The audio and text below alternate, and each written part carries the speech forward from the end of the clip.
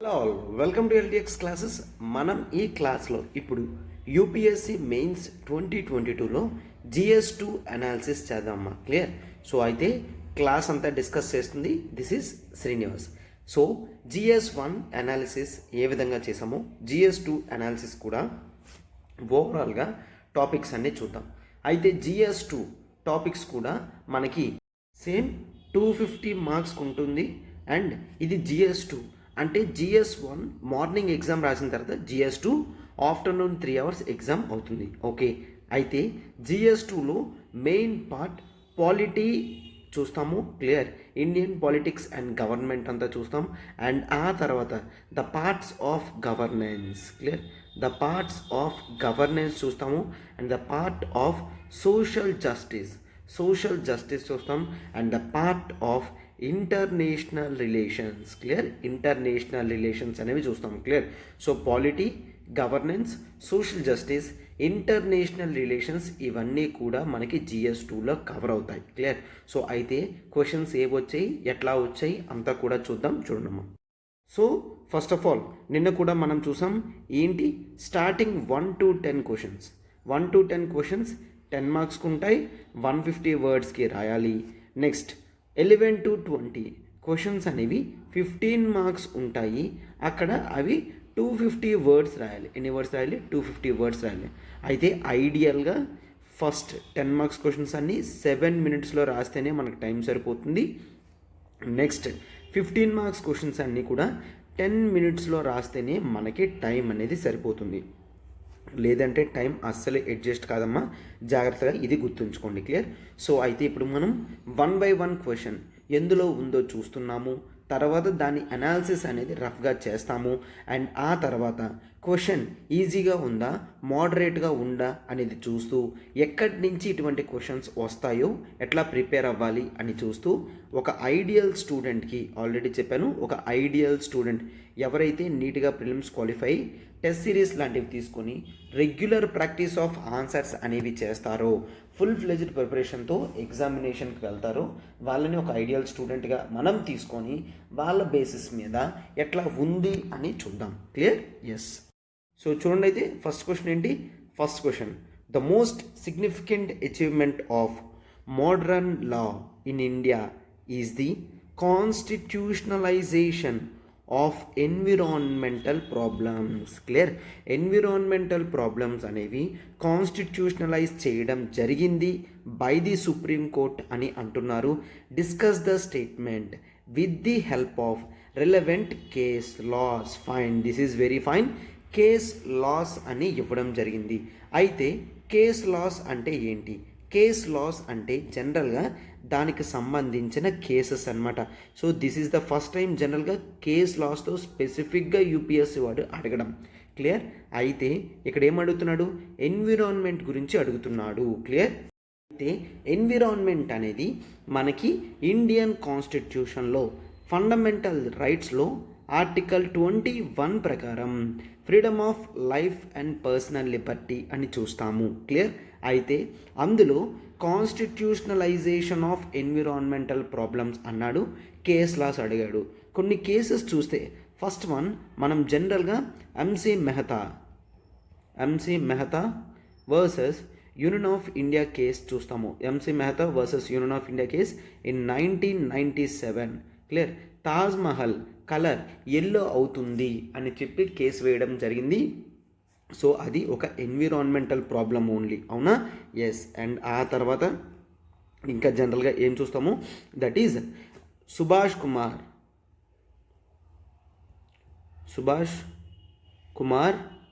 Versus state of Bihar. Clear? Subhash Kumar versus state of Bihar కేసులో కూడా క్లియర్గా సుప్రీంకోర్టు చెప్పడం జరిగింది ఏంటి, clean and neat environment part comes under article 21 freedom of life and personal liberty ani.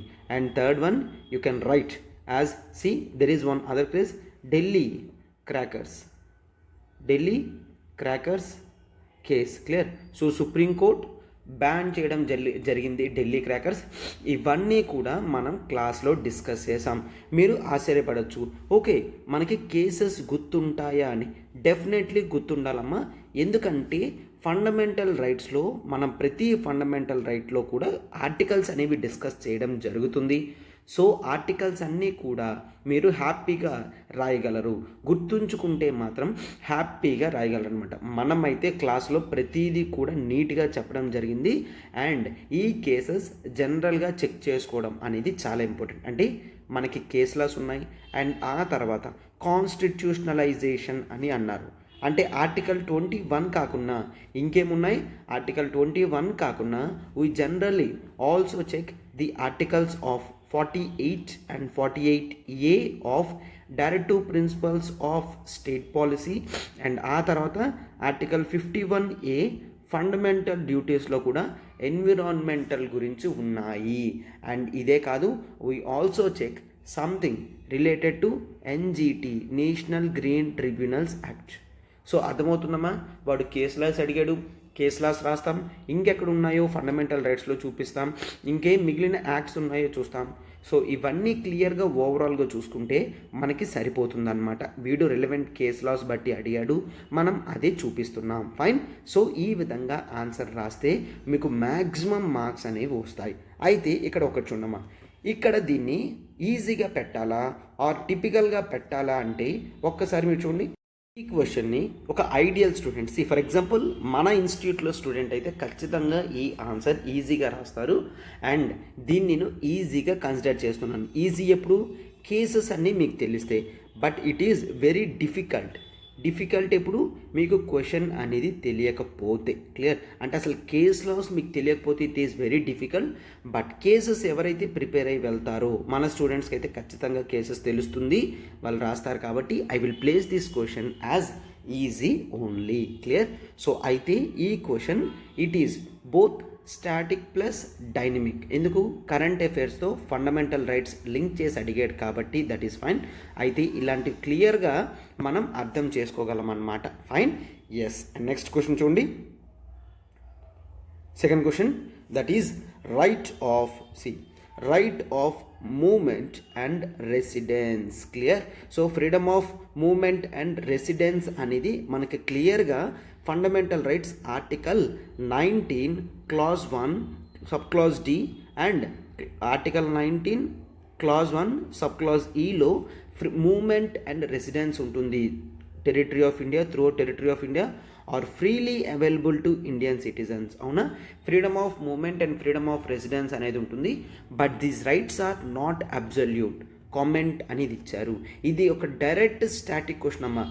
This is very easy question. జనరల్గా fundamental rights అందరూ prepare అవుతారు.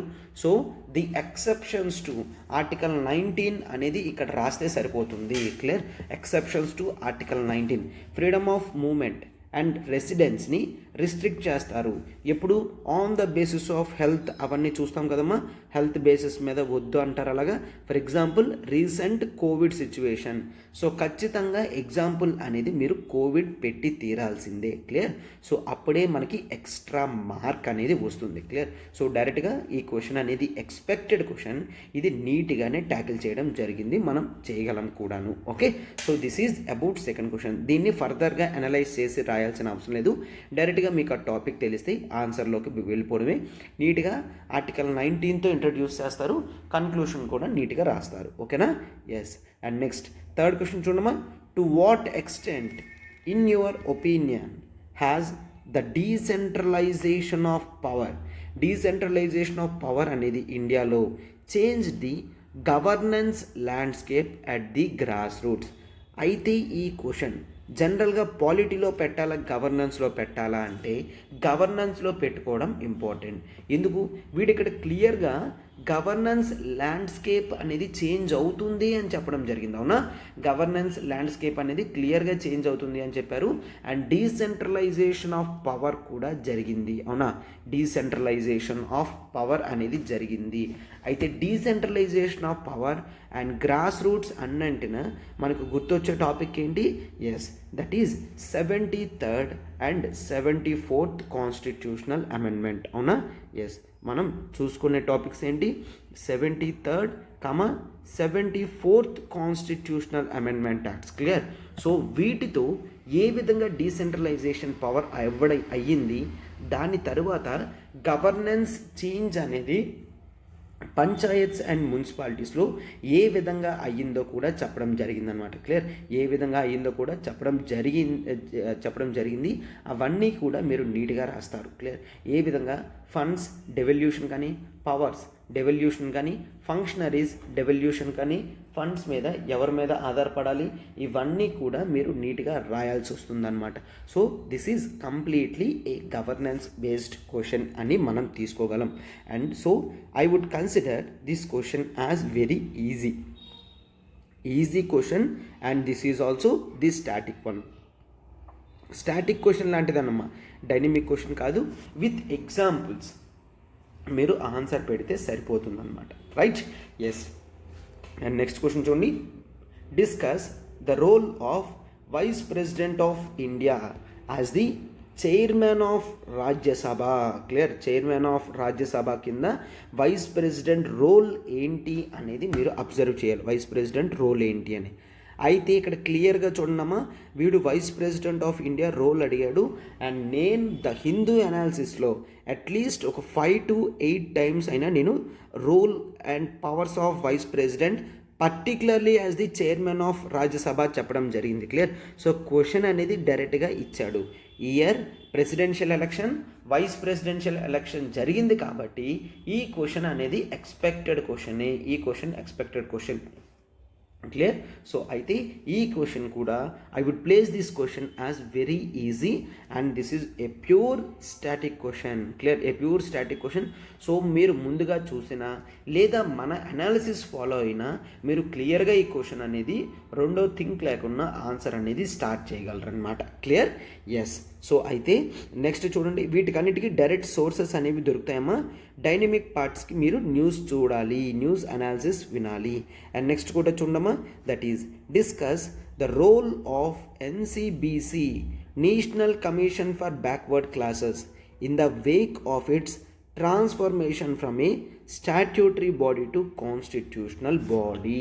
Clear? So అయితే ఒక స్టాట్యూటరీ బాడీ ఉన్న ఆ ఆర్గనైజేషన్ NCBC అనేది ఇప్పుడు కాన్స్టిట్యూషనల్ పవర్ అయింది. కాన్స్టిట్యూషనల్ పవర్ అంటే కాన్స్టిట్యూషన్లో రాసి ఉండాలి. It is under article 338B of Indian constitution ప్రకారం నేషనల్ కమిషన్ ఫర్ BC అనేది under 102nd constitutional amendment act ప్రకారం వచ్చింది అని రాస్తారు. దీనికి ఇప్పుడు సెపరేట్ బాడీ కాన్స్టిట్యూట్ అయి ఉన్నది. క్లియర్? సో ఇది చాలా important. Role of national commission for backward classes రాస్తారు. రిలవెంట్ ఎగ్జాంపుల్స్ పెట్టి కన్క్లూషన్ రాస్తారనమాట. So this is also a pure static question. Clear? This is also a pure static question. దీన్ని నార్మల్గానే మనం చూడాలి. క్లియర్? సో కాన్స్టిట్యూషనల్ బాడీస్ పర్టికులర్గా చూస్తాం కాబట్టి ఈ బాడీ కూడా చాలా important. Clear? And last question చూడండి. See the Gati Shakti Yojana needs a meticulous coordination between the government and the private sector to achieve the goal of connectivity. Discuss. Clear? అయితే schemes ఇవన్నీ కూడా పాలిటీలో వస్తాయి కదమ్మా. గతి శక్తి అంటే ఏంటి?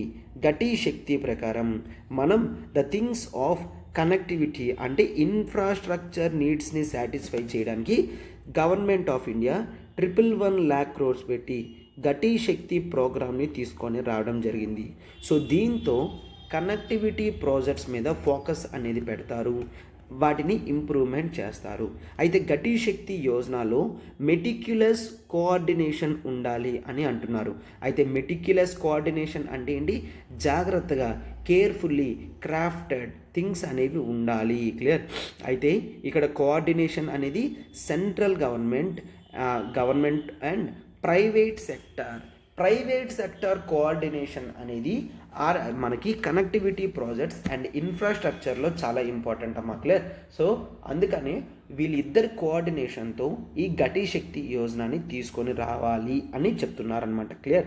సో అయితే this is a purely a dynamic question. Clear? A purely a dynamic question. So ఇలాంటివి కరెంట్ అఫైర్స్ మీరు రెగ్యులర్గా అనాలిసిస్లో తరోగా ఉంటే మాత్రమే ఆన్సర్ అనేది రాయగలరు. But I would place this question as easy only. Clear, easy only.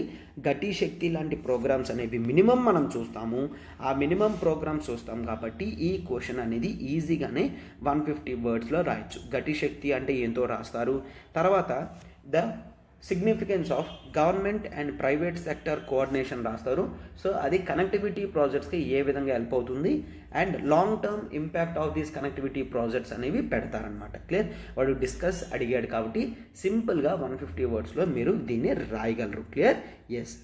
అయితే చూసారు కదమ్మా, ఈ పేజ్లో స్టార్టింగ్ మనకి ఎన్ని క్వశ్చన్స్ ఇవ్వడం జరిగింది? 6 క్వశ్చన్స్ ఉన్నాయి, అవునా? సో 6 క్వశ్చన్స్లో మనం polity questions and governance question అనేది చూడడం జరిగింది. అయితే ఈ పేజ్ వరకు కూడా క్వశ్చన్స్ అన్నీ కూడా ఈజీగానే ఉన్నాయి. మనం మ్యాక్సిమం మార్క్స్ అనేవి స్కోర్ చేయడానికి వీలయ్యేటట్టే. బట్ ఇయర్ గుడ్ లక్ ఏంటంటే దట్ ఈస్ స్టాటిక్ క్వశ్చన్స్ ఇవ్వడం వలన పేపర్ చాలా ఈజీగా వస్తుంది. స్టాటిక్ క్వశ్చన్ అందరూ కూడా ప్రిపేర్ అవుతారు. బట్ ఎగ్జాంపుల్స్ అనేవి పెట్టడం చాలా ఇంపార్టెంట్ అనమాట. ఎక్కడైతే రెలవెంట్ కేస్ లాస్ అని అడుగుతాడో అక్కడ రెలవెంట్ కేస్ లాస్ పెట్టకపోతే మార్క్స్ అనేవి మనం స్కోర్ చేయలేము. క్లియర్, మార్క్స్ అనేవి మనం స్కోర్ చేయలేము. క్లియర్, సో అందుకని ఈ టాపిక్ అనేది చాలా ఇంపార్టెంట్గా చూస్తాం. సో ఎవరైనా పాలిటీ డిఫికల్ట్గా ఫీల్ అయితే you can take polity individual course. Clear, polity individual course అనేది మనం తీసుకోండి. పాలిటీ అంతా కూడా నేనే నీట్గా డీటెయిల్డ్గా చెప్పడం జరుగుతుంది. మీరు 100 పిన్ టు పిన్ ప్రతిదీ కూడా మీరు నేర్చుకుంటారు. క్లియర్, పిన్ టు పిన్ ప్రతిదీ నేర్చుకోవడం వల్ల మీకు చాలా అడ్వాంటేజ్ అనేది అవుతుందన్నమాట. Clear, yes. Next 7th question చూడమ్మా. నెక్స్ట్ పేజ్లో 7th క్వశ్చన్ మనకు ఉంటుంది. That is rights of persons with disabilities act. Clear, so disabilities act 2016 ఉంటుంది. Remains only a legal document without intense sensitization of government functionaries. Government ఆఫీస్లో పనిచేస్తున్న ఆఫీసర్స్కి sensitization చాలా important. And ఈ డిజబిలిటీస్ యాక్ట్ 2016 అలాంటి సెన్సిటైజేషన్ని క్రియేట్ చేయలేకపోయింది అని చెప్తున్నారు. అండ్ సిటిజన్స్ రిగార్డింగ్ డిజబిలిటీ మీద ప్రాపర్ సెన్సిటైజేషన్ అనేది మనం చేయలేకపోయాము అని చెప్తున్నారు. కామెంట్ అని అడుగుతున్నారనమాట. క్లియర్, కామెంట్ అని అంటున్నారు. You have to comment on this అనమాట. క్లియర్, సో అయితే ఈ ఆర్టికల్, ఈ క్వశ్చన్ అనేది మనం ద టాపిక్ ఆఫ్ సోషల్ జస్టిస్లో చూస్తాము. Social justice is part and parcel of GS2 and this is minimum acts that we generally refer. Clear, so disabilities గురించి ఖచ్చితంగా ఈ 2016 యాక్ట్ అనేది చూస్తాము. And this is a purely a static question. And news అనాలిసిస్లో కూడా last 3 monthsలో నేను disabilities గురించి క్లియర్గా చెప్పడం జరిగింది. And I have come regarding there is one beautiful campaign that is accessible India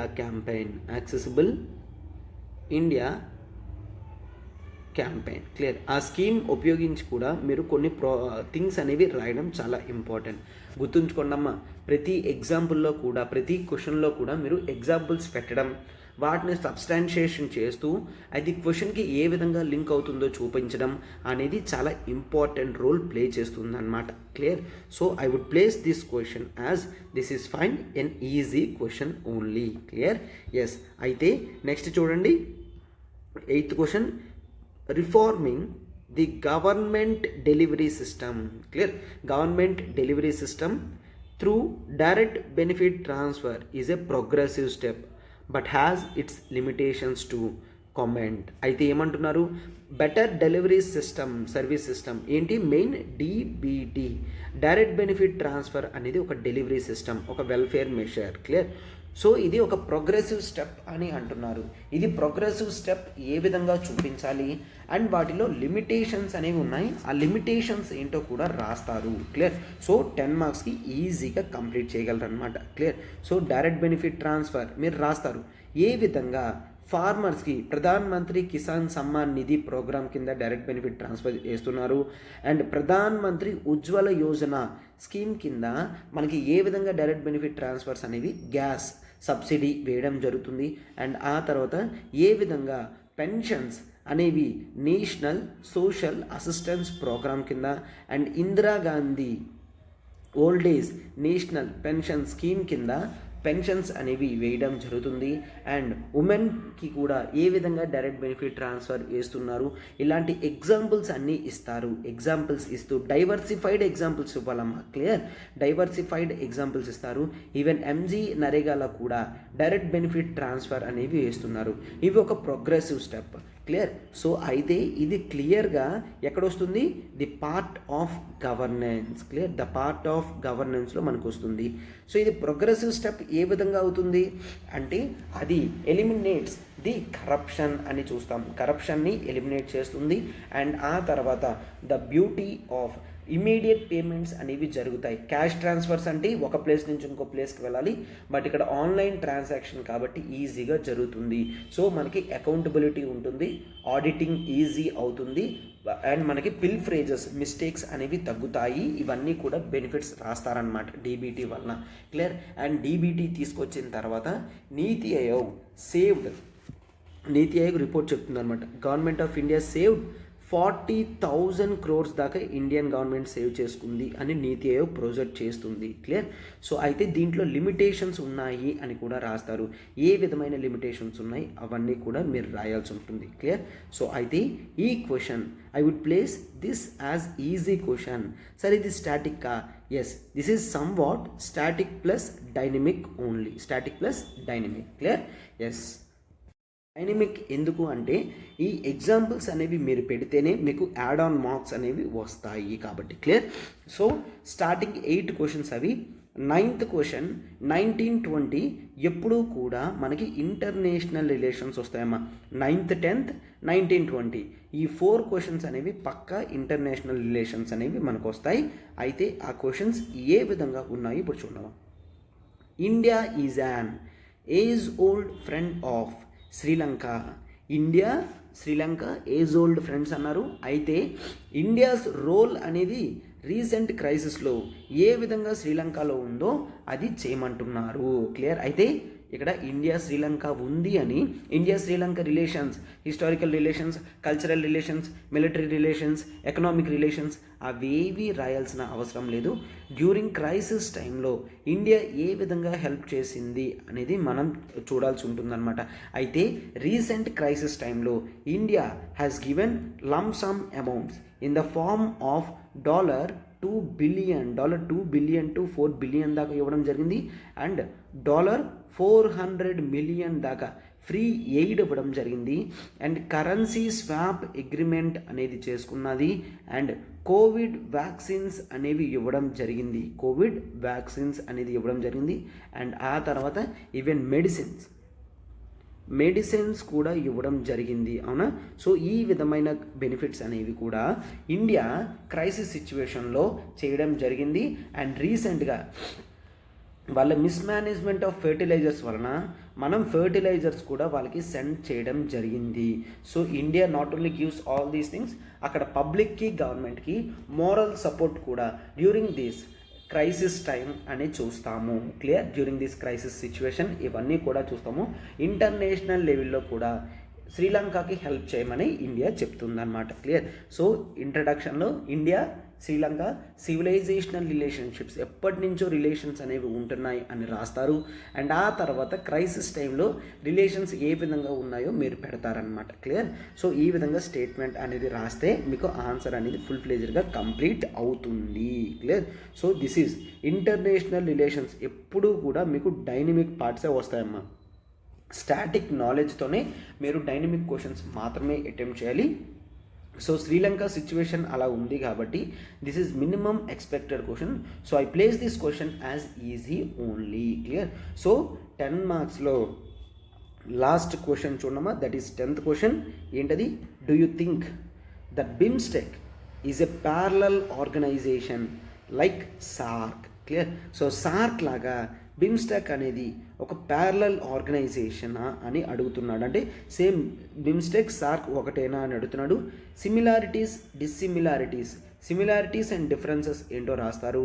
and Indian foreign policy objectives అనేవి ఈ new ఆర్గనైజేషన్తో ఏ విధంగా రిలేషన్ అవుతుంది అని రాస్తారనమాట. అయితే 2016 నుంచి సార్క్ మీటింగ్స్కి ఇండియా అటెండ్ అవ్వట్లేదు. అప్పటి నుంచి మనం ఫోరం మీద బిమ్స్టెక్ని తీసుకొస్తున్నాం. అయితే మెంబర్ కంట్రీస్ సార్క్లో ఎవరున్నారు, బిమ్స్టెక్లో ఎవరున్నారు చూపిస్తూ ఉంటారు. అండ్ ఆ తర్వాత వాటి మధ్యన ఉన్న సిమిలారిటీస్ డిఫరెన్సెస్ అనేవి మీరు చూపిస్తారనమాట. Clear. So foreign policy objectives ఏ విధంగా చేంజ్ అవుతుందో రాస్తారు. This is somewhat a moderate question. Clear. ఎందుకంటే moderate not because of concept తెలియదు, బట్ లెందీ క్వశ్చన్ అనమాట. చాలా ఎక్కువ రాస్తే కానీ మనకి మార్క్స్ అనేవి పడవు. Clear. So moderate question. And ఈ టాపిక్ మనం డైనమిక్లో చూస్తాము. ఖచ్చితంగా బిమ్స్టెక్, సార్క్ ఇండియా ఉన్న ఆర్గనైజేషన్స్ కాబట్టి చూస్తాము. సో ఈజీగానే ఈ క్వశ్చన్ రాయగలం. బట్ మోడరేట్ అని ఎందుకు పెట్టారంటే టైం అనేది సరిపోదు కాబట్టి, మనం అన్నీ రాసేసరికి టైం పడుతుంది కాబట్టి ఇది పెట్టడం జరిగింది. Clear. Yes. And next question చూడమ్మా. That is discuss. Clear. So 11th question. ఇక్కడ నుంచి 15 మార్క్స్ క్వశ్చన్స్. అయితే టోటల్ 10 మార్క్స్ క్వశ్చన్స్లో మోస్ట్ క్వశ్చన్స్ అనేవి 8 క్వశ్చన్స్ దాకా ఈజీగానే ఉన్నాయి. 1-2 క్వశ్చన్స్ మాత్రమే మోడరేట్గా ఉన్నాయి. సో స్టార్టింగ్ కూడా చూసాం, కేస్ లాస్ అలాంటివన్నీ కూడా డిఫికల్ట్గా ఉండడం జరుగుతుంది అని. అవునా? So fine. సో అయితే క్వశ్చన్స్ 10 మార్క్స్ ఓవరాల్ యావరేజ్ ఈజీగానే ఉంది అనమాట. నెక్స్ట్ చూడమ్మా. Discuss the procedures to decide the disputes arising out of the elections of a member of parliament or state legislature under the Representation of People's Act 1951. Representation of peoples act 1951 ప్రకారం ఎటువంటి procedures ఉన్నాయి ఏంటి? ఏదైనా disputes వస్తే MP ఎలక్షన్స్లో కానీ MLA ఎలక్షన్స్లో కానీ రిప్రజెంటేషన్ ఆఫ్ పీపుల్స్లో యాక్ట్లో ఏ విధమైన ప్రొసీజర్స్ ఉన్నాయో రాయాలి. And grounds on which the election of an returned candidate may be declared void. Clear. ఏ విధంగా అయితే ఒక రిటర్న్డ్ క్యాండిడేట్ వస్తాడో అతన్ని ఏ విధంగా వాయిడ్ కింద డిక్లేర్ చేయాలి అతని ఎలక్షన్స్ అనేవి. అంటే ఇక్కడ డిఫెక్షన్స్ గురించి అడుగుతున్నారు. Clear. And remedy is available. ఇటువంటి రెమెడీ అనేది ఆ అగ్రీవ్డ్ పార్టీ మీద against the decision. Clear. Aggrieved party ఏ విధంగా రెస్పాండ్ అవ్వగలది అంటే తనకున్న మెషర్స్ ఏంటి. Refer to the case laws అనేవి అడుగుతున్నాడు అనమాట.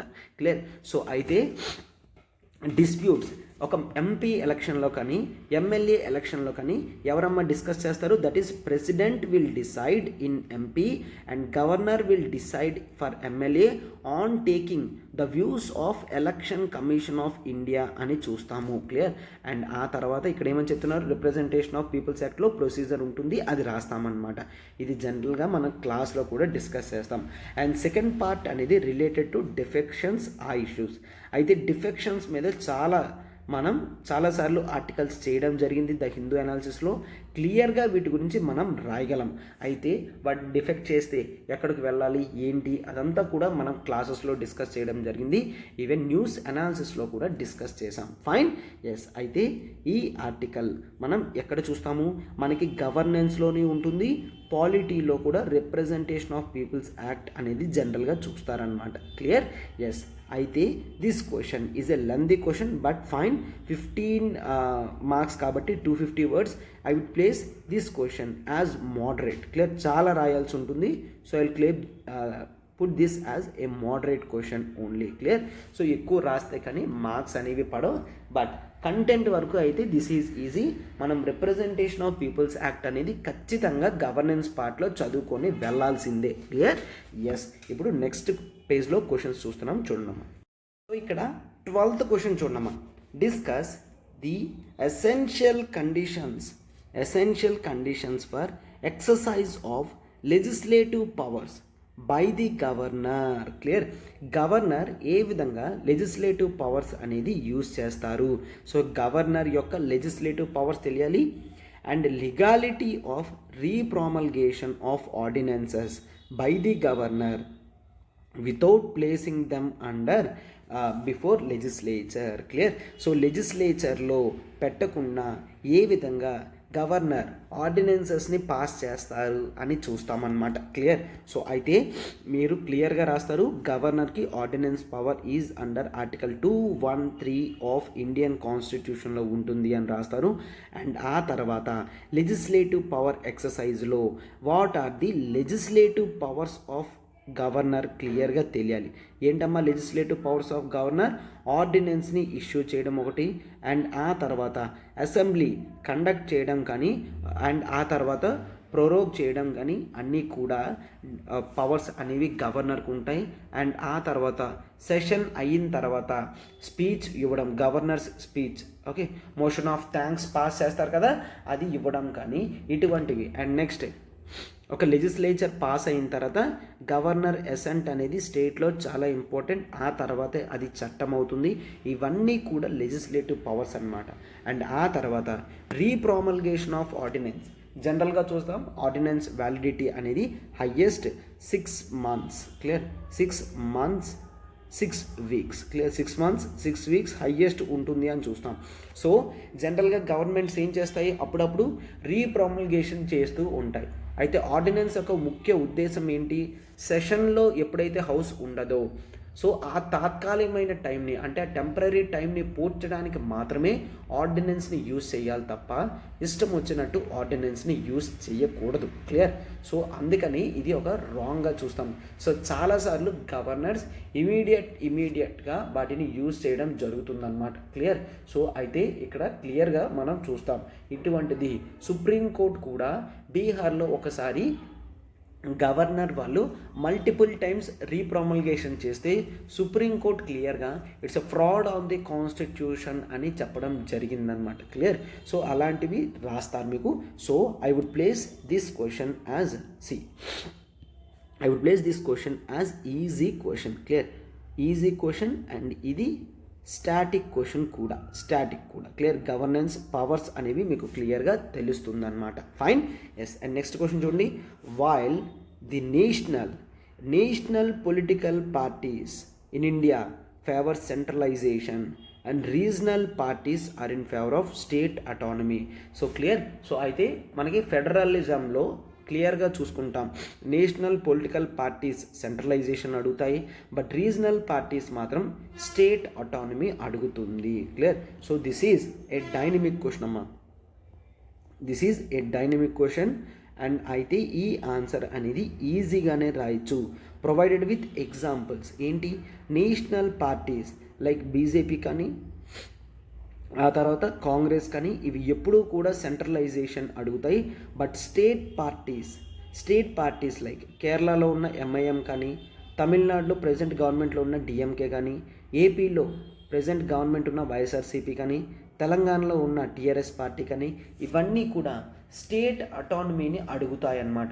So you have to write central government ఏ విధంగా సెంట్రలైజేషన్ చేస్తుంది, స్టేట్ గవర్నమెంట్ ఏ ఇష్యూస్ మీద స్టేట్ అటానమీ కావాలి అని అడుగుతుందో రాయాలి, క్లియర్. అయితే రీసెంట్గా గవర్నమెంట్ తీసుకున్న యాక్టివిటీస్ అన్నీ సెంట్రలైజేషన్ని ప్రమోట్ చేస్తాయి.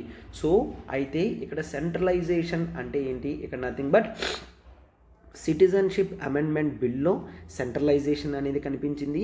అండ్ రీసెంట్గా తీసుకొచ్చిన ఉవాపా అమెండ్మెంట్ యాక్ట్స్లో సెంట్రలైజేషన్ కనిపించింది. నేషనల్ ఇన్వెస్టిగేషన్ ఏజెన్సీ యాక్ట్ మోడిఫికేషన్లో అమెండ్మెంట్స్లో సెంట్రలైజేషన్ కనిపిస్తుంది. అండ్ రీసెంట్గా మొన్న న్యూస్ అనాలిసిస్లో మనం కూడా చూసాం Indian ports bill, clear, Indian ports bill ఏదైతే చూస్తామో దాంట్లో సెంట్రలైజేషన్ కనిపించింది. అండ్ ఆ తర్వాత మిగిలిన ఎలక్ట్రిసిటీ అమెండ్మెంట్ బిల్ నేను న్యూస్ అనాలిసిస్లో ఆల్రెడీ ఒకసారి డిస్కస్ చేశాను. ఇలాంటివన్నీ కూడా ఎగ్జాంపుల్స్ కింద మీరు పెట్టాలి. And state autonomy and even in జిఎస్టీలో కూడా సెంట్రల్ గవర్నమెంట్ సెంట్రలైజేషన్ అనేది చూపిస్తుంది అని రాస్తారనమాట, క్లియర్. సో అయితే మనకి క్లియర్గా అర్థమవుతుంది ఇది ఏ విధంగా సెంట్రలైజేషన్ నేషనల్ పార్టీస్ అడుగుతున్నాయి అండ్ స్టేట్ వాళ్ళు మాత్రం స్టేట్ పార్టీస్ స్టేట్ అటానమీని అడుగుతున్నాయి అని ఇవి చూపిస్తూ ఎగ్జాంపుల్స్ మీరు రాస్తే పర్ఫెక్ట్ మార్క్స్ అనేవి మనకి వస్తాయన్నమాట, క్లియర్. అందుకనే క్వశ్చన్ అనేది ఈజీగా పెట్టడం జరిగింది, క్లియర్. సో నెక్స్ట్ క్వశ్చన్ చూడండి. Discuss the critically examine the procedures through which President of India and France are elected, clear. So comparison of Indian constitution లోని టాపిక్ అనమాట. ఎవ్రీ ఇయర్ కూడా కంపారిజన్ ఆఫ్ కాన్స్టిట్యూషన్లో topic వస్తుంది. అయితే ఈ year presidential election జరిగింది కాబట్టి Indian president and France president ఏ విధంగా సెలెక్ట్ అవుతారు అని చెప్పడం జరిగింది. అయితే ఈ టాపిక్ అనేది I would place this question as difficult only. Difficult ఎందుకంటే ఇండియన్ ప్రెసిడెంట్ గురించి తెలుస్తుంది తప్ప ఫ్రెంచ్ ప్రెసిడెంట్ మ్యాక్సిమం తెలీదు, కాస్త మేనేజ్ చేయడానికి మాత్రమే అవుతుంది, అవునా? సో అయితే ఇక్కడ క్లియర్గా చూడండి, ఈ క్వశ్చన్ అనేది డిఫికల్ట్ అండ్ డైనమిక్ పార్ట్లో ఉంది. సో ప్రెసిడెంట్ ఆఫ్ ఇండియా ఏ విధంగా సెలెక్ట్ అవుతాడో, ఇండైరెక్ట్ ఎలక్షన్ మెథడ్, అదంతా కూడా న్యూస్ అనాలిసిస్లో మనం చాలాసార్లు చెప్పాం. ఆ మెథడ్ అంతా కూడా ఏ విధంగా ప్రపోజర్స్ సెకండర్స్ సంతకం పెట్టి నామినేట్ అయిన తర్వాత మనం ట్రాన్స్ఫర్ ఆఫ్ ఓట్స్ ప్రకారం చూస్తాము, ఇదంతా కూడా రాయాల్సి ఉంటుంది. అండ్ ఫ్రెంచ్ ప్రెసిడెంట్ మాత్రం డైరెక్ట్ ఎలక్షన్స్తో గెలవడం జరుగుతుందన్నమాట. సో ఫ్రెంచ్ ప్రెసిడెంట్ ఎలక్షన్ మాత్రం డైరెక్ట్ ప్రజలే నిర్ణయిస్తారు. అయితే ఫ్రెంచ్ ప్రెసిడెంట్ మాత్రం చూడండి, ఎక్స్టర్నల్ రిలేషన్స్ అన్నీ కూడా ఎక్కువ ఫ్రెంచ్ సిస్టంలో ఉంటాయి. ఫ్రాన్స్లో ప్రెసిడెంట్ ఉంటాడు, అలానే ప్రైమ్ మినిస్టర్ కూడా ఉండడం జరుగుతుంది. బట్ ఫ్రెంచ్ అనేది ప్రెసిడెన్షియల్ సిస్టమ్ కాబట్టి ప్రెసిడెంట్కి పవర్స్ ఎక్కువ ఉంటాయి. హెడ్ ఆఫ్ ద స్టేట్ అనేది ప్రెసిడెంట్ అనేది చూస్తాము. క్లియర్? సో ఈ విధంగా క్రిటికల్లీ ఎగ్జామైన్ అన్నాడు కాబట్టి ఇండియన్ ప్రెసిడెంట్కి పవర్స్ ఏమీ లేవు, ఫ్రెంచ్ ప్రెసిడెంట్ ఉన్నాయో అవన్నీ రాయాలన్నమాట. క్లియర్? సో అందుకనే I have placed this question as difficult question only. Clear? Yes. And next question చూడమ్మా, 14th question. So 14th question చూస్తే that is fine. Next question ఏంటి? That is 15th question. Clear? So 15th క్వశ్చన్లో discuss the role of election commission of India. Election commission of India role అడుగుతున్నారు in the light of evolution of model code of conduct. Model code of conduct ప్రకారం అడుగుతున్నారనమాట. అయితే మీరు క్లియర్గా ఇది ఒక easy question అమ్మా, మీరు హ్యాపీగా రాయగలరు. సో ఇక్కడ ఏంటి క్లియర్గా this is an easy question. So this is also a static plus dynamic election commission of India గురించి ఆర్టికల్ 324లో మనం చూస్తాం. క్లియర్? ఆర్టికల్ 324లో చూస్తాము. అయితే 324 ప్రకారం main free and fair elections అనేది election commission of India duty, అవునా? అండ్ ఈవెన్ ఈ పవర్ అనేది బేసిక్ స్ట్రక్చర్ ఆఫ్ ఇండియన్ కాన్స్టిట్యూషన్లో ఉండడం వలన ఆర్టికల్ 324 ప్రకారం ఎలక్షన్ కమిషన్ ఆఫ్ ఇండియాకి ఫుల్ పవర్స్ అనేవి వస్తాయి. Clear? And model code of conduct అంటే ఏంటి? ఎలక్షన్స్ ముందు పొలిటికల్ పార్టీస్ అన్నీ కూడా ఒక దగ్గరికి వచ్చి they share everything. Clear? So powers కానీ ఇవన్నీ కూడా మనం ఎటువంటి రెగ్యులేషన్స్ ఫాలో అవుదాం అన్నీ. క్లియర్? సో అవన్నీ కూడా చేసుకుంటారు. Model code of conduct violate అయితే జనరల్గా ఏం జరుగుతుంది? Election commission of India can declare ఒక ఎలక్షన్ని వైలేట్ చేసినందుకు క్యాన్సిల్ చేయగలరు, ఆర్ ఇన్ జనరల్గా మళ్ళీ ఎలక్షన్స్ అనేవి రీకండక్షన్ అనేది చేయించగలరు. ఇట్లాంటి పవర్స్ అనేవి అతనికి చాలా ఉన్నాయన్నమాట. క్లియర్? సో అదే ఆ పవర్స్ గురించి ఇక్కడ అంతా కూడా మనం చూడటం జరుగుతుంది. క్లియర్? సో అర్థమైంది కదమ్మా? So this is an important article అనమాట. ఫైన్. ఎస్. అయితే ఇది మీరు ఈజీగానే రాయగలరు. సో ఇలా బేసిక్ స్ట్రక్చర్లో ఉంది 324 ఫ్రీ అండ్ ఫెయిర్ ఎలక్షన్స్ అనేవి రాయడం చాలా ఇంపార్టెంట్. అండ్ ఆ తర్వాత మీకు ఏవైనా ఇష్యూస్ తెలిస్తే model code of conduct violate చేయడం వలన ఎలక్షన్ కమిషన్ ఆఫ్ ఇండియా ఏవైనా ఎలక్షన్స్ క్యాన్సిల్ చేస్తే అలాంటివి మీరు చూస్తారు, ఎగ్జాంపుల్స్ అవి పెడతారనమాట. క్లియర్? సో కాస్ట్ బేసిస్ మీద కానీ రిలీజియస్ బేసిస్ మీద ఇష్యూస్ అనేవి తీసుకొని రాకూడదు. అలా తీసుకొస్తే వాళ్ళ ప్రచారం అనేది క్యాన్సిల్ చేసి వాళ్ళ ఎలక్షన్ అనేది నల్లిఫై చేస్తారు కూడా. రీసెంట్గా తమిళనాడులో చాలా అమౌంట్ అనేది దొరికేసరికి ఆ కాన్స్టిట్యుయెన్సీ ప్రకారం ఎలక్షన్స్ అనేవి ఆపి నెక్స్ట్ ఎలక్షన్స్ అనేవి కండక్ట్ చేశారు. ఇటువంటి ఎగ్జాంపుల్స్ అనేవి మీరు పెట్టగలరనమాట. క్లియర్? ఎస్. సో అందుకనే క్వశ్చన్ అనేది ఈజీగానే చూడొచ్చు. నెక్స్ట్ 16th క్వశ్చన్ చూడమ్మా. Besides the welfare schemes. Clear? Besides the welfare schemes India needs deft management of inflation. Deft management అంటే ఏంటి? Appropriate intellectual management of inflation and అన్ఎంప్లాయ్మెంట్ని సాటిస్ఫై చేస్తూ ఈ వెల్ఫేర్ మెషర్స్ అనేవి రావాలి. క్లియర్? అయితే ఈ క్వశ్చన్ అనేది so this is A part of governance. Clear? Welfare measures తీసుకొని వస్తూ రావాలన్నమాట. క్లియర్? అయితే డెఫ్ట్ మేనేజ్మెంట్ ఇక్కడ ఈ టాపిక్ ఎందుకు వచ్చిందంటే this is purely a dynamic topic and ఈ క్వశ్చన్ మోడరేట్ క్వశ్చన్ అని మనం తీసుకుంటాం. క్లియర్గా మీకు తెలుసు ఈ మధ్య మనకి ఫ్రీబీస్ ఇష్యూ అనేది నడుస్తుంది. నేను చాలాసార్లు ఎక్స్ప్లెయిన్ చేశాను, అవునా? ఫ్రీబీస్. సో ఫ్రీబీస్ అనేవి చెప్తున్నారు. బట్ కొన్ని స్టేట్స్ ఏం చెప్తున్నారు, వెల్ఫేర్ స్కీమ్స్ అని చెప్తున్నారు. సో వెల్ఫేర్ స్కీమ్కి ఫ్రీబీకి డిఫరెన్స్ చూపించి వెల్ఫేర్ స్కీమ్స్ వలన appropriate management of inflation and unemployment జరుగుతుంది అని మీరు చూపించగలగాలన్నమాట. Clear. So government important flagship schemes like MG NREGA కానీ, మిడ్ డే మీల్ స్కీమ్ కానీ, ఇటువంటి స్కీమ్స్ వల్ల ఏ విధమైన బెనిఫిట్ అనేది జరుగుతుంది టార్గెటెడ్ కమ్యూనిటీస్కి అని మీరు ఇక్కడ క్లియర్గా చూపించగలగాలన్నమాట. క్లియర్. సో డిస్కస్ అని అన్నారు.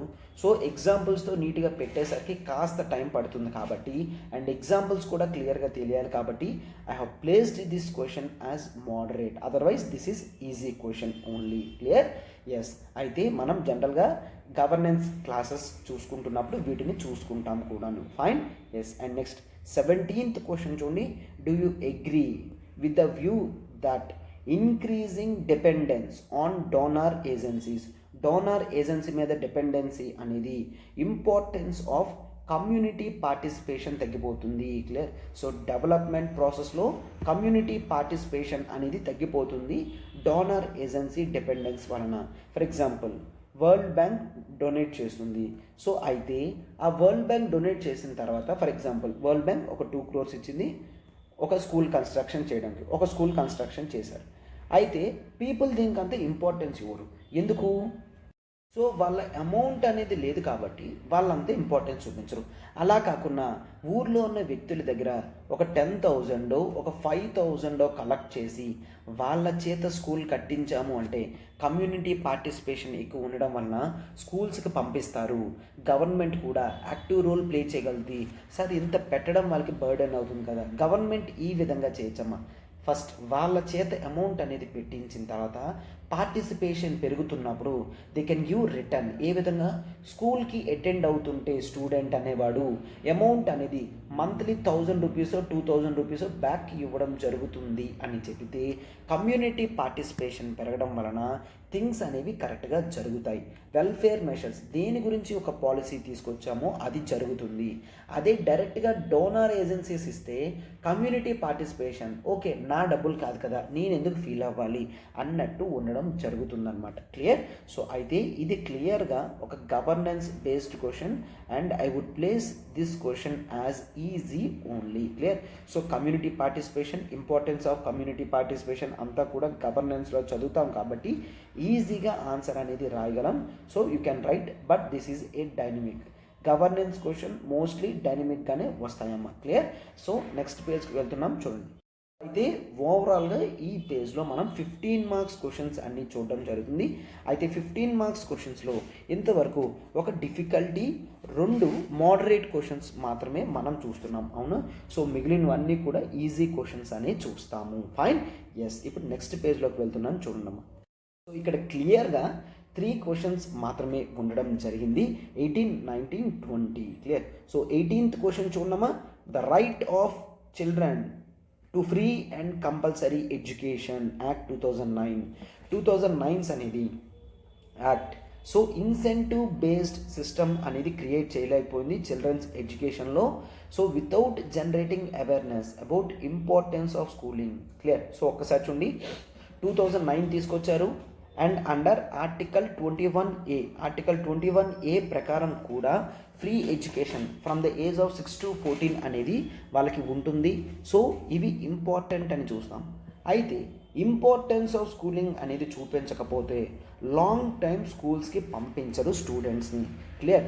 సో అయితే మనం ప్రైమరీ స్కూల్స్లో చూస్తే ప్రైమరీ స్కూల్స్లో ఎన్రోల్మెంట్ అనేది 99% చూడడం జరిగింది.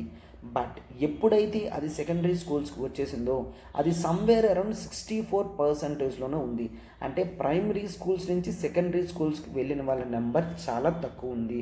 ఎందుకు? చాలామంది స్కూల్స్ సెకండరీ స్కూల్స్ దగ్గరలో దొరకట్లేదు, ఆపేస్తున్నారు.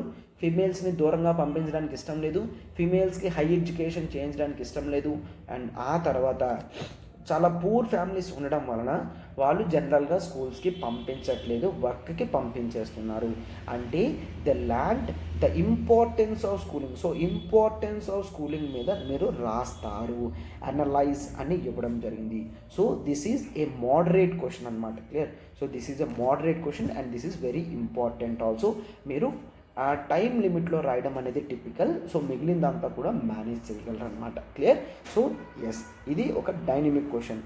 ఇది మనం సోషల్ జస్టిస్లో చూస్తాం. Social justice, so governance and social justice parts అనేవి కంపల్సరీగా డైనమిక్గానే వస్తాయి. అండ్ 19-20 తెలుసు, నేను ఆల్రెడీ చెప్పడం జరిగింది. 19 and 20 క్వశ్చన్స్ అనేవి మీకు క్లియర్గా ఇంటర్నేషనల్ రిలేషన్స్ నుంచి మాత్రమే రావడం జరుగుతుంది. అవునా? సో అయితే ఇంటర్నేషనల్ రిలేషన్స్లో రీసెంట్గా I2U2 అది జరిగిందమ్మా. I2U2 అంటే India Israel UAE USA grouping transforms India's position in global politics. Clear? So అయితే ఒక్కసారి చూడండి, ఇక్కడ మనకి క్వాడ్ గ్రూపింగ్ అనేది వచ్చింది. సో క్వాడ్లో ఎవరెవరు ఉంటారు? క్వాడ్లో USA, ఇండియా, ఆస్ట్రేలియా, జపాన్ ఉంటుంది. అయితే ఈ రీజన్ అంతా కూడా ఇండో పెసిఫిక్. క్లియర్?